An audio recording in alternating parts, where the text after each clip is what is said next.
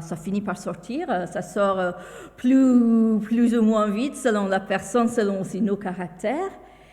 Et très souvent, la personne en face nous donne son avis sur Jésus. Il dit, ah non, oui, moi, je suis pas croyant, mais non, je respecte. Hein. Pour moi, Jésus, c'était un grand homme. Et puis, des fois, un homme bien, un bon exemple, un enseignant, je ne suis pas du tout contre. Et puis, des fois, on est bien sûr dans des discussions plus oppositionnelles. Ça peut être... Oups, pardon, j'ai deux micros allumés. Voilà. Des fois, on est en discussion et c'est un peu plus oppositionnel, peut-être avec quelqu'un de la famille, un voisin, qui nous dit « Ah non, mais c'est du n'importe quoi ton truc. » Et enfin, Jésus, c'était un fraude, c'était un menteur, c'est du n'importe quoi. Ça peut aussi arriver, ça m'est arrivé avec des amis, des collègues de travail musulmans, par exemple, qui vont me dire « Ah oui, Jésus, ah oui, Issa, ah oui, c'est un grand prophète. » Mais l'idée que Jésus soit Dieu, là, quand on parle de ça, très souvent ça coince. Les gens, les amis, les gens qu'on croise, ils sont très souvent prêts à parler d'un homme bien. On aime bien les hommes bien, n'est-ce pas? On aime bien les enseignants. On aime bien les gens qui donnent des idées sur comment vivre une vie meilleure. Mais l'idée qu'on a un être humain, apparemment, qui se dit aussi être Dieu, c'est là très souvent que ça coince. Et c'est comme ça dès le début. L'apôtre Paul, en écrivant à l'église de Corinthe, a rappelé que le fait que Jésus soit Dieu, c'était un scandale pour les Juifs, folie pour les non-Juifs. Donc, scandale, je pense qu'on peut dire vraiment l'idée, non, c'est juste une barrière, c'est n'importe quoi, c'est pas possible. Et puis, folie, c'est juste non, mais enfin, franchement, vous aviez imaginé. Alors, dans quelques prédications à venir, je vais explorer plusieurs textes où Jésus parle de lui-même, où Jésus parle de sa mission, Jésus parle de sa personne, et à chaque fois, il va parler en métaphore, il va parler en image, et en chaque fois, il va commencer en disant « je suis ». Alors, pour le premier, nous nous trouvons au printemps. Nous nous trouvons près du lac de Tibériade, c'est-à-dire le lac de Galilée, donc dans le nord d'Israël, Palestine. Alors, là où Jésus a passé son enfance, sa jeunesse, où il a démarré son ministère, où il a passé beaucoup de temps. Alors, la veille, Jésus a multiplié des pains et des poissons, et il a donné à manger à des milliers de personnes. Des milliers de personnes ont mangé à leur faim.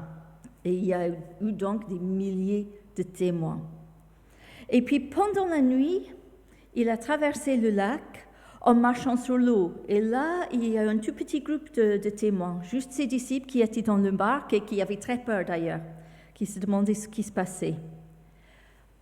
On arrive au matin et la foule vient chercher Jésus sur le lieu de la multiplication. Bon, on peut imaginer qu'ils espéraient un bis. Hein? Il y a eu quelque chose de tellement extraordinaire. Et puis en plus, ce n'était pas juste un miracle, c'est un miracle où ils ont mangé. Donc je pense que ça a dû faire grand effet. On aime bien les choses un peu étonnantes, spectaculaires. Et puis en plus, il y a à manger, donc ça se passe bien. Hein? Et je pense que là, la foule arrive en disant « on va revoir Jésus, qu'est-ce qu'il va faire aujourd'hui? Il va peut-être encore nous donner à manger. » Et il ne le trouve pas. Il n'est plus là. Mais bon, la foule, elle est un peu têtue.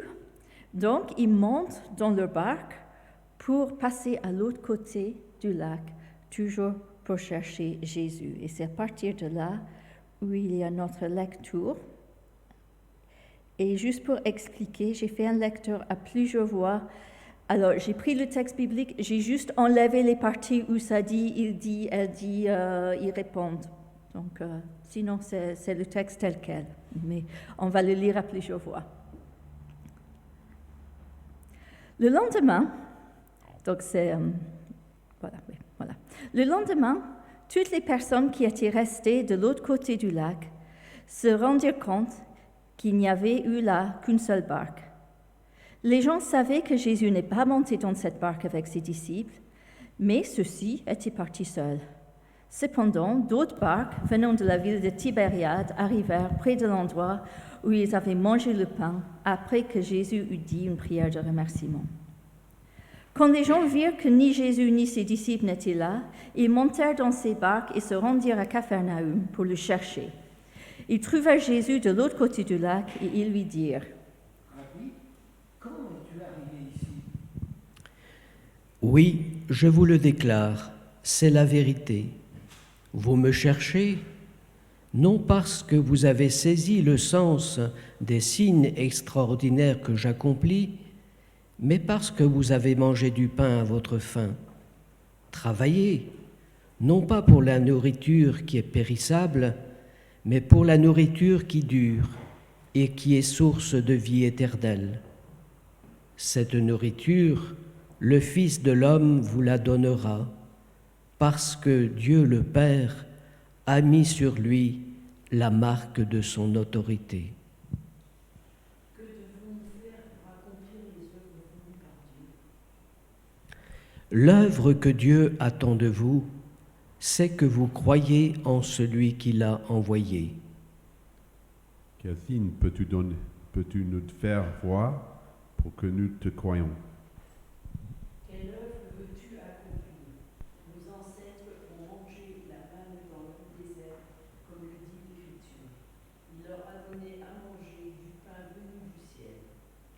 Oui, je vous le déclare, c'est la vérité. Ce n'est pas Moïse qui vous a donné le pain des cieux, mais c'est mon Père qui vous donne le vrai pain des cieux. Car le pain de Dieu, c'est celui qui descend des cieux et qui donne la vie au monde. Seigneur, donne-nous toujours de ce pain-là. Moi, je suis le pain de vie. Celui qui vient à moi n'aura jamais faim, et celui qui croit en moi n'aura jamais soif.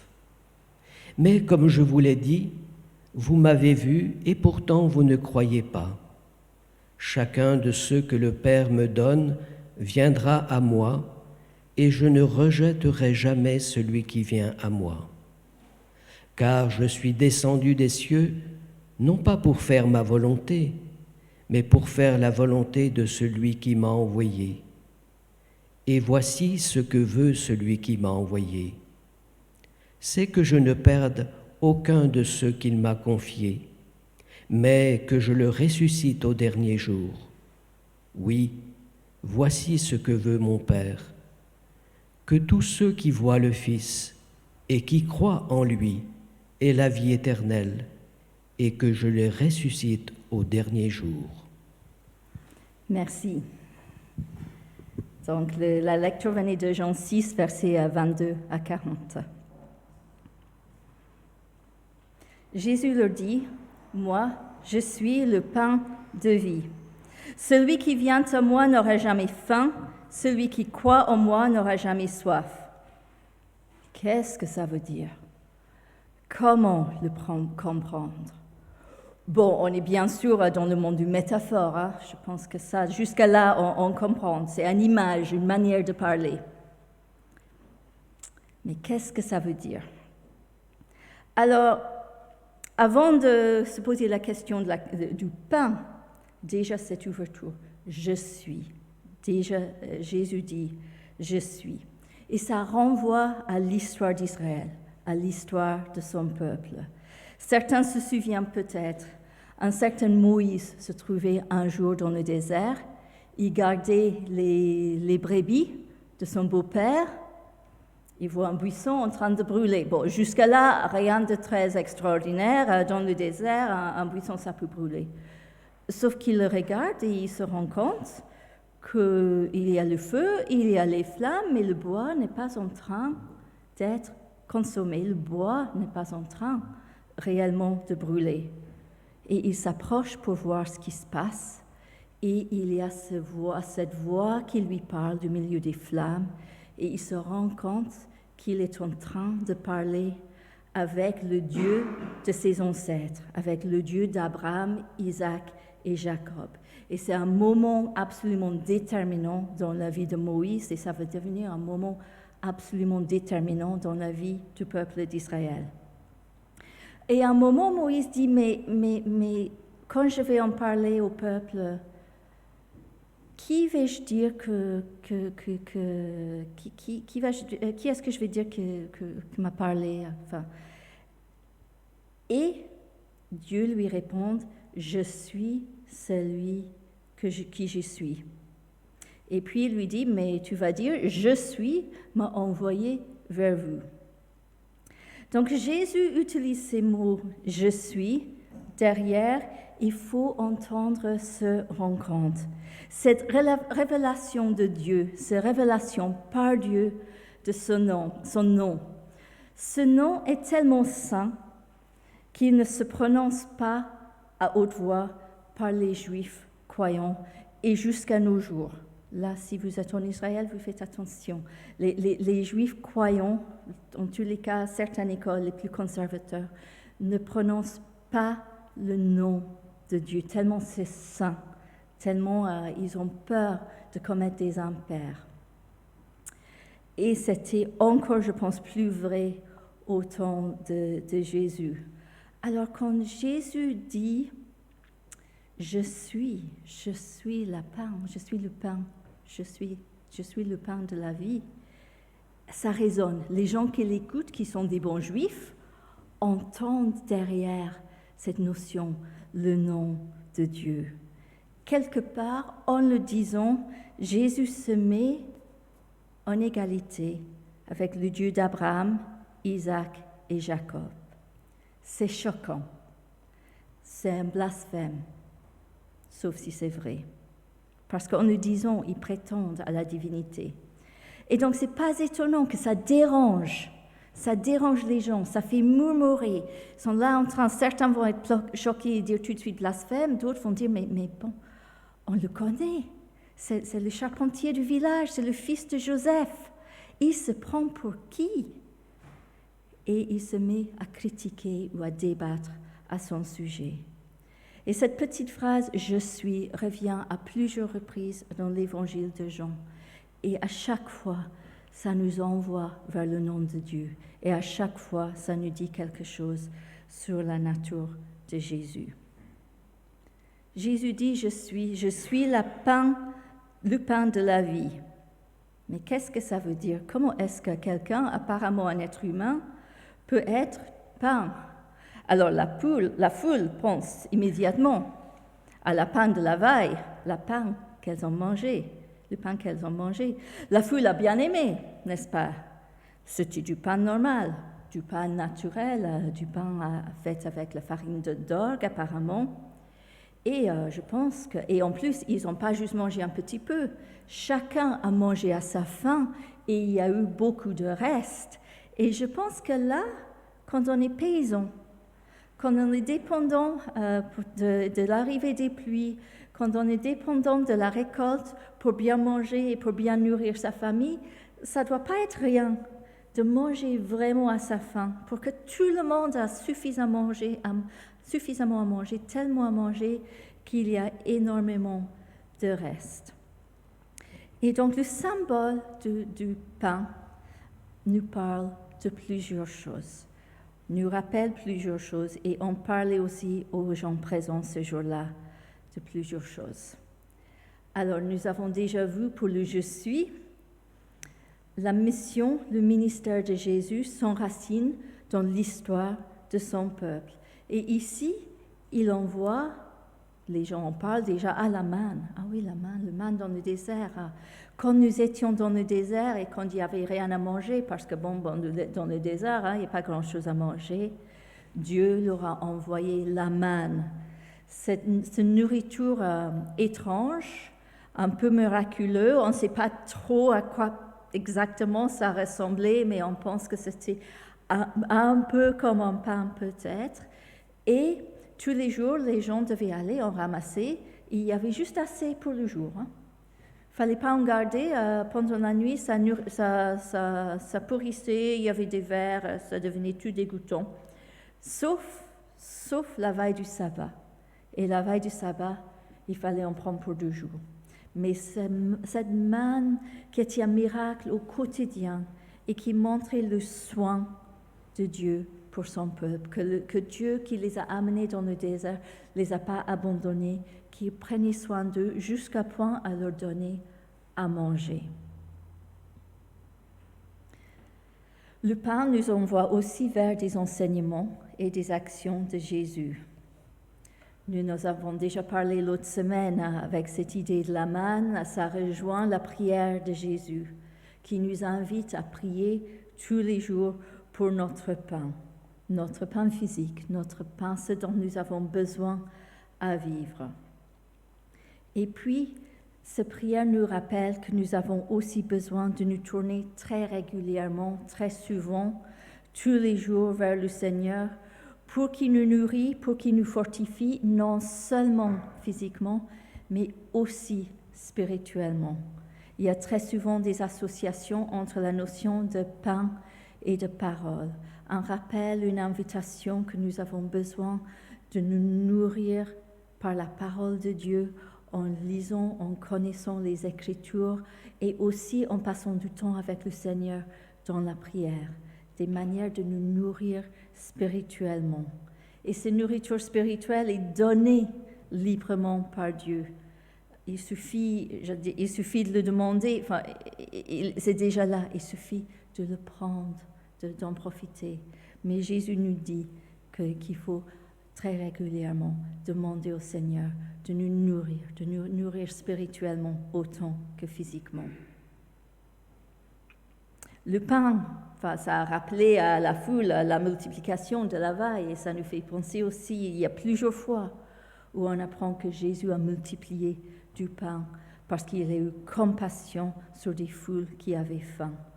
Alors, dans la version racontée par Jean, on apprend, petit détail qu'on trouve que chez Jean, que c'est un petit garçon qui a donné son pique-nique, un petit pique-nique à 5 petits pains, 2 petits poissons. Et avec Jésus a nourri une foule immense. Et je vais juste relever 2 détails là-dessus, parce que je parlerai une autre fois en plus des détails de cet événement. Jean nous dit que c'était du pain d'orgue. Alors le pain d'orgue, c'était le pain des pauvres. C'était pas le pain spécial qu'on réservait pour les invités et les grandes fêtes. C'était vraiment les petits pains de tous les jours qu'on donnerait bien à son enfant qui avait besoin d'un pique-nique. Peut-être un petit signe là que la relation avec Jésus n'est pas réservée pour les riches ni pour les super intelligents. On n'a pas besoin d'avoir fait des études ou de maîtriser des choses ésotériques. On peut se tourner vers le Seigneur et il va nous nourrir avec ce pain dont nous avons besoin. Et puis, quand Jésus a multiplié le pain et le poisson, il y a eu abondance. Il y avait des restes, beaucoup de restes. Ils ont pu ramasser une douzaine de paniers de restes. Il y avait assez pour chacun qui en voulait et encore qui en restait après. Ça nous rappelle que la relation avec Jésus, c'est pour chacun qui se tourne vers lui. Chacun qui se tourne vers lui dans la sincérité, la simplicité, la repentance. Dieu ne va pas dire « Ah non, mais il n'y a plus de place. Hein. » Il y en a pour tout le monde. Il y a place pour tout le monde. Et Dieu nous nourrira abondamment. Et il y en a assez pour tout le monde. Et en plus, il y a même beaucoup de reste pour que ça déborde, pour qu'on partage encore avec les autres. Donc ne nous privons pas, demandons ce pain tous les jours par la prière, par le temps passé avec la parole de Dieu, en prenant du temps seul, en prenant du temps ensemble avec les autres et en faisant du temps pour recevoir de lui, parce que nous en avons besoin. L'idée du pain nous envoie vers l'histoire du peuple juif et il nous rappelle les enseignements et des actions de Jésus. Et puis Jésus fait aussi des promesses à la foule. Promesse 1. Celui qui vient à moi n'aura jamais faim, celui qui croit en moi n'aura jamais soif. Bon, on n'est plus dans le domaine physique ici, même je pense si beaucoup peuvent attester que quand ils prient, Dieu pourvoit à leurs besoins. Mais ici, Jésus parle du fait qu'il satisfait aux besoins profonds de nos cœurs. Il enlève ce sentiment que nous pouvons avoir des fois que la vie est vide, que la vie est sans intérêt, que la vie est sans sens. Beaucoup trouvent que la parole, suivant d'Augustin, chrétien du IVe siècle, résonne pour eux. Tu nous as fait pour toi, Seigneur, et notre cœur est sans repos, tant qu'il ne repose pas en toi. Jésus nous donne ce repos, Jésus nous donne cette paix profonde pour nos âmes, et nous avons besoin de nous tourner vers lui régulièrement pour en recevoir de nouveau quand nous le perdons, quand ça part, parce que nous sommes des créateurs oublieux et pécheurs et tout le reste, et nous avons besoin de nous retourner à la source pour recevoir à nouveau de lui. Deuxième promesse, Jésus promet de garder précieusement tous ceux qui lui ont été donnés. J'aime beaucoup cette promesse. Ce rappel que Jésus prend soin de nous, qu'une fois que nous nous sommes confiés à lui, il ne nous lâche pas, quelles que soient nos circonstances, quelles que soient nos infidélités, même si nous le lâchons ou nous essayons de le lâcher, parce que, soyons lucides, nous sommes et nous restons des pécheurs, nous nous égarons, nous sommes ces brebis qui partent un peu à droite et à gauche, qui ne sont pas toujours très intelligents. Nous prenons des fausses routes, nous faisons des erreurs, et si nous sommes honnêtes, des fois ce ne sont même pas des erreurs, des fois nous faisons exprès des choses en sachant que ce n'est pas très net vis-à-vis du Seigneur. Mais la bonne nouvelle, c'est que lui, il ne s'éloigne pas de nous, il nous garde. Nous pouvons avoir l'impression de nous être perdus, mais lui, il ne nous perd pas, il sait où on est, il est là, toujours là pour nous accueillir quand nous nous tournons vers lui. Et puis, troisième promesse, la vie éternelle, la résurrection. L'espoir qui nous dit que nos vies ont un sens, qu'autre chose nous attend, et qu'en Jésus, c'est quelque chose de bien qui nous attend après cette vie terrestre.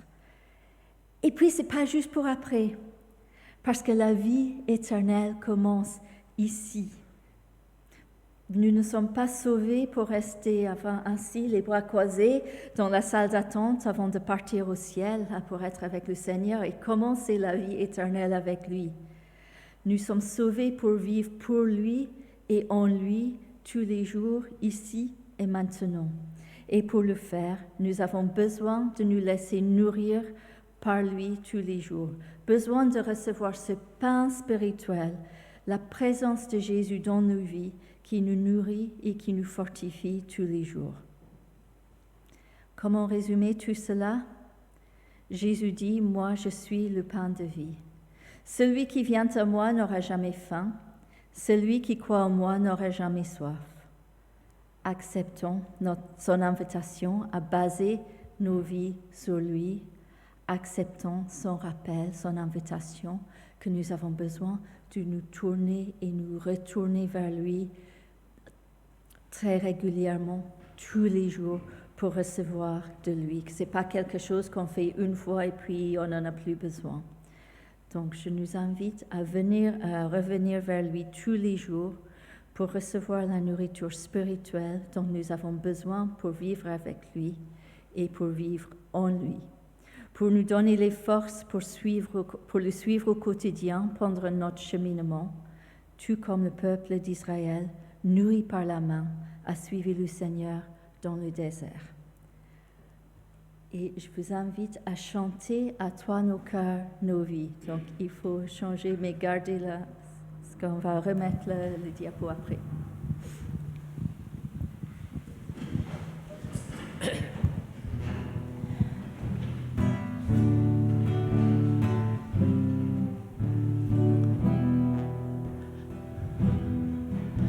À toi nos cœurs, nos vies, Christ notre roi. À toi nos cœurs, nos vies, Christ notre roi.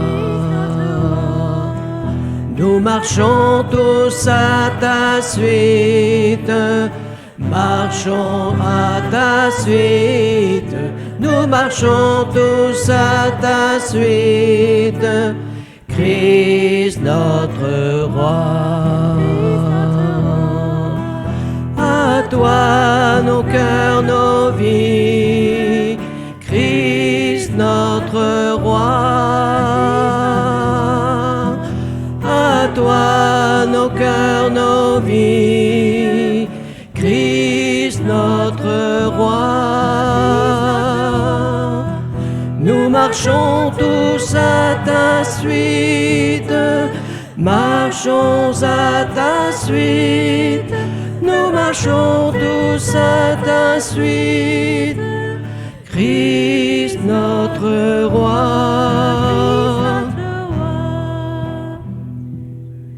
Je vous invite à reprendre place.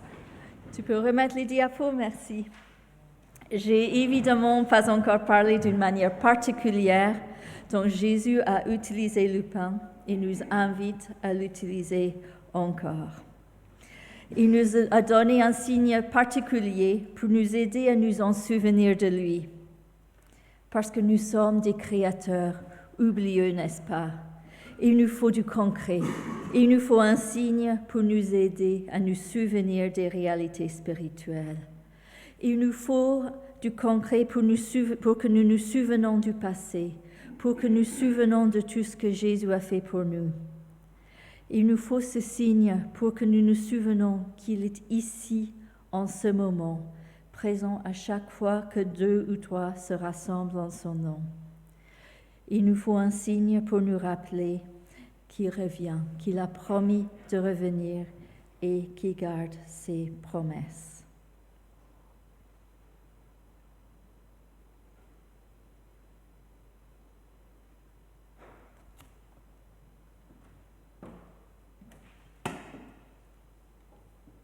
Nous voyons très souvent Jésus à table dans les évangiles, ou bien assis par terre en train de manger avec des disciples, avec la foule.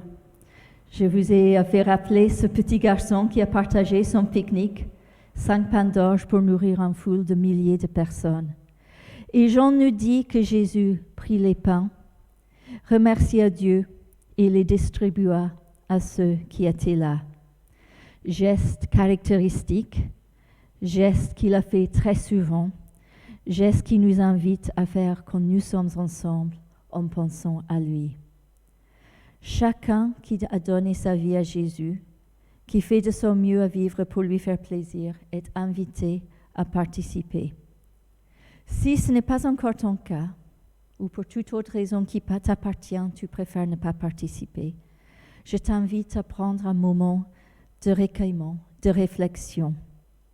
Mais ne te prive pas inutilement, parce que Dieu est là, tout près de toi, pour entendre ta prière.